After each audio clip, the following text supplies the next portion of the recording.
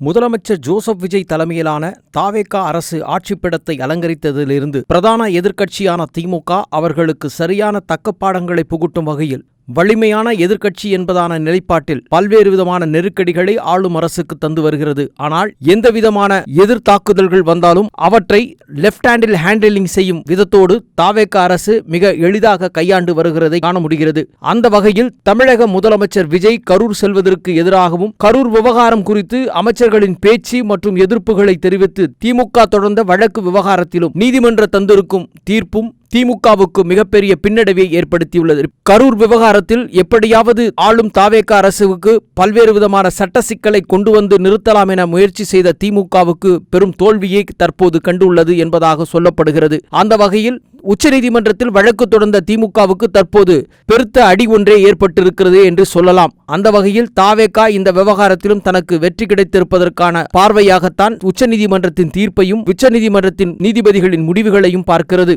இது சட்ட ரீதியான விஷயங்கள் என்றாலும் கூட தாவேகாவுக்கு எதிராக திமுக சந்திக்கும் முதல் பின்னடைவாகத்தான் இது பார்க்கப்படுகிறது. திமுகவினுடைய லீகல் டீம் என்பது மிக பெரிதாக இருந்து கொண்டிருக்கக்கூடிய ஒரு அமைப்பு. பல்வேறு விஷயங்களில் திமுகவினுடைய சட்ட ஆலோசகர்கள் மூத்த அனுபவம் வாய்ந்தவர்களாக இருந்து வரும் நிலையில் பல விஷயங்களில் நீதிமன்றத்தின் மூலமாக தங்களுக்கான உரிமையை நிலைநாட்டுவதில் கடந்த காலங்களில் திமுக தனது சட்ட அணுகுமுறைகளை வித்தியாசமான கோணங்களில் கையாண்டது என்பதை பார்க்க முடியும். ஆனால் தற்போது கரூர் விவகாரத்தில் ஆளும் தாவேக அரசுக்கு எதிராக அவர்கள் எடுத்த அணுகுமுறையை உச்சநீதிமன்றம் தந்திருக்கும் முடிவுகள் தற்போது திமுகவுக்கு பெரும் பின்னடைவை ஏற்படுத்தி இருக்கிறது என்று சொல்லலாம். தாவேகாவுக்கு எதிராக வழக்குகள் என்று எடுத்துக்கொண்டால் முன்னாள் அமைச்சர் அனிதா ராதாகிருஷ்ணனுக்கு எதிராக தொடரப்பட்ட வழக்கிலும் சரி, திமுகவின் ஜென்செட் தலைவர்கள் கைது வழக்கிலும் சரி, திமுக சரியான வாதங்களை முன்வைத்து வெற்றி பெற்று வந்திருந்தது. இந்த தொடர் வெற்றிகளுக்கு நடுவே உச்சநீதிமன்றத்தில் தற்போது திமுக தரப்பு சந்தித்திருக்கும் பின்னடைவு பெரும் விவாதங்களை ஏற்படுத்தி இருக்கிறது என்று சொல்லலாம். திமுக இந்த விவகாரத்தில் எப்படி சொதப்பியது, எப்படி தன்னுடைய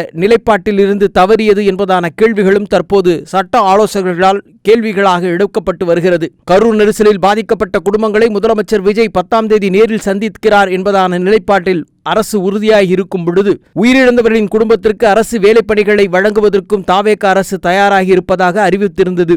இந்த நேரத்தில் தமிழக முதலமைச்சர் கரூருக்கு நேரில் செல்வதும் அது குறித்து பேசுவதும் வழக்கின் விசாரணையை பாதிக்கும் என திமுக தரப்பில் அதன் அமைப்பு செயலாளர் உச்சநீதிமன்றத்தில் இடைக்கால மனு தாக்கல் ஒன்றை செய்திருந்தார். இந்த மனு நீதியரசர்கள் முன்பு விசாரணைக்கு வந்தபோது உச்சநீதிமன்றத்தில் நீதியரசர்கள் பல்வேறு கேள்விகளை திமுக தரப்புக்கு எதிராக கேள்விகளை எழுப்பியதோடு இந்த விசாரணையில் சட்ட வழிமுறைகளை தாவேக அரசுக்கு சாதகமாகவே அறிவித்திருப்பதால் இந்த விவகாரத்தில் வழக்கு தொடர்ந்த திமுக பெரும் பின்னடைவை சந்தித்திருக்கிறது என்பதே அரசியல் நோக்கர்களால் கருதப்படுகிறது.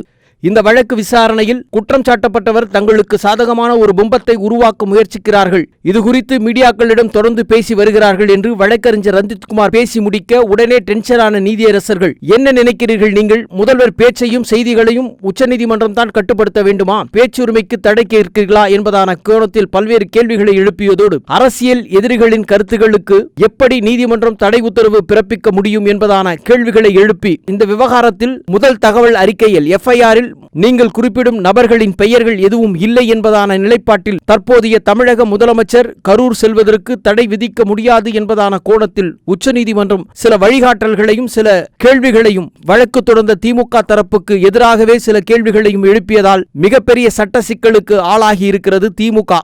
இதேபோல் இந்த வழக்கில் சரியான வகையில் வாதத்தை வைக்க தவறிவிட்டது என்பதான குற்றச்சாட்டுகளும் திமுக தரப்பில் சொல்லப்படுகிறது. காரணம், இந்தியாவின் மிகப்பெரிய ஜனநாயக நாடு, இங்கு பேச்சுரிமைக்கு எல்லாம் தடை வாங்க முடியாது என்றும் இதற்கு முன்னர் பேச்சுரிமைக்கு தடைக்கு எதிராக உச்சநீதிமன்றத்தில் பல வரலாற்று சிறப்புமிக்க தீர்ப்புகளை கொடுத்திருக்கிறது. இப்படி இருக்கையில் முதல்வரை கரூர் சம்பவம் குறித்து பேசக்கூடாது என்று திமுக நீதிமன்றத்தை நாடியிருப்பது தவறு என்பதாக சட்ட வல்லுநர்கள் கூறுகின்றனர். அது மட்டுமல்லாமல் திமுக செய்த இரண்டாவது தவறாக காட்டப்படுவது முதல்வர் விஜய் நெரிசல் சம்பவத்தில் பாதிக்கப்பட்டவர்களை சந்தித்து அரசு பணிகளை ஆணைகளை ஏன் வழங்கக்கூடாது என கேள்விகளை எழுப்பியிருக்கும் நீதிமன்றம், பாதிக்கப்பட்ட குடும்பங்களுக்கு அரசு வேலையை வழங்க முதலமைச்சர் கரூர் போகிறார், அவரது பெயர் FIR-இல் இதுவரை குற்றவாளி என பதிவு செய்யப்படாத நிலையில் எப்படி இந்த வழக்கில் அவரை குற்றவாளி என்று சேர்ப்பதற்கான சாத்திய கூறுகள் இருக்கும் என்பதான கேள்விகளையும் எழுப்பியிருக்கின்றனர். இந்த வழக்கை பழிவாங்கும் நோக்குடன் திமுகவால் தொடரப்பட்ட இந்த வழக்கு விவகாரம் தற்போது திமுகவுக்கு மிகப்பெரிய பின்னடைவை ஏற்படுத்தி இருப்பதோடு திமுக தற்போது அந்த வழக்கை திரும்ப பெற முன்வந்திருப்பதாகவும் சொல்லப்படுகிறது. நீதிபதிகளும் இந்த வழக்கை தள்ளுபடி செய்து மனுவை வாபஸ் பெற அனுமதித்தனர். இப்படியாக மனுவை முறையாக தயாரிக்காததனால் இந்த வழக்கில் திமுக மிகப்பெரிய பின்னடைவை சந்தித்திருக்கிறது. எது எப்படி இருப்பினும் தாவேகாவுக்கு எதிரான விஷயத்தில் திமுக சந்தித்த முதல் சட்ட ரீதியான பின்னடைவு இது என்பதாக சட்ட வல்லுநர்கள் கருதுகின்றனர்.